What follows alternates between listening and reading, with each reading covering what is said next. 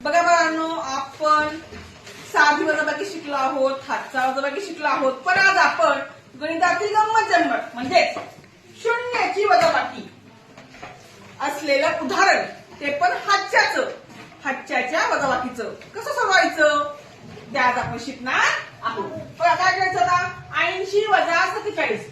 आता शून्यातून 7 जातात का? नाही. अशाच आपण काय करतो, हातचा घेतो ना. पण आज हातचा न घेता आपण वजाबाकी करणार आहोत. कसं बघा, आता 80 वजा 1 बरोबर 79.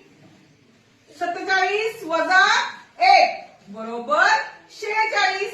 यांची काय करायची आपल्याला, वजाबाकी करायची. कुणाची?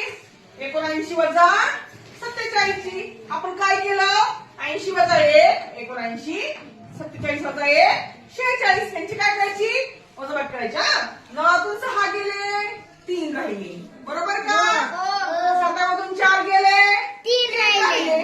आता आपण काय केलं, हातचा न घेता काय केली, वजाबाकी केली. आता आपण बघूया आपली ही वजाबाकी बरोबर आली का. बघा आता काय करूया, हातच्याची वजाबाकी करून पाहूया. बघा शून्यातून 7 जातात का? नाही. मग आपण काय करणार आहोत, हातचा उसना घेणार आहोत. कुणाकडून? 8कडून. मग 8 किती राहतील बाळांनो? 7. आता काय करायची, वजाबाकी करायची. 10तून 7 गेले, 3 राहिले. 7मधून 4 गेले, 3 राहिले. आलं की नाही उत्तर बरोबर?